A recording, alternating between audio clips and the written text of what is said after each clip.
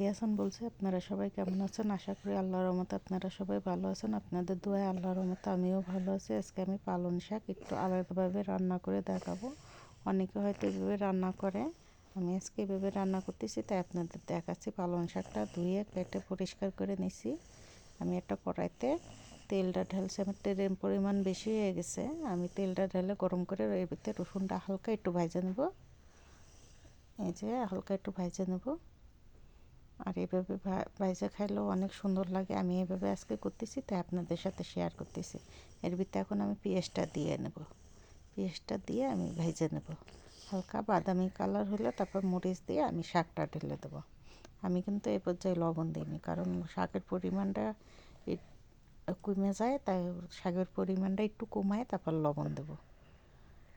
এই যে আমার ভাজা হয়ে গেছে। এখন আমি কাঁচা ঝালটা দিয়ে দিচ্ছি এর ভিতরে। আর লবণ ছাড়া আর কোনো মশলা যাবে না।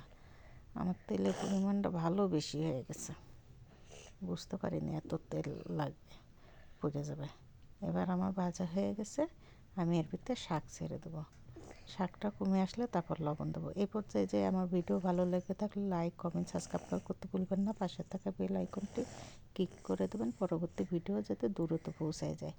এই দেখেন আমার শাকটা কিন্তু অলরেডি অর্ধেক সিদ্ধ হয়ে গেছে, পানি বাইরে বেরো। আমি এই পর্যায়ে লবণ দিয়ে দিছি স্বাদ মতন।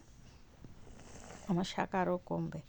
আর আমি ভিডিও অত সুন্দর করে কথা পারি না, আর কথাও অত সুন্দর করে বলতে পারি না। আমি যেরকম পারি সেরকম চেষ্টা করি। আশা করি আপনাদের কাছে ভালো লাগবে। আর আমি যেভাবে রান্না করি দৈনন্দিন রান্না, আপনাদের সাথে সেভাবে শেয়ার করার চেষ্টা করি। আর আমার কথা ভিডিওতে কোনো ভুল টুটি হয়ে থাকলে ক্ষমার দৃষ্টিতে দেখবেন। এই যে দেখছেন কত পরিমাণে শাক পানি বেরিয়েছে। এটা পুরোটা শুকায় নেব, নিয়ে আমি ভেজে নেব।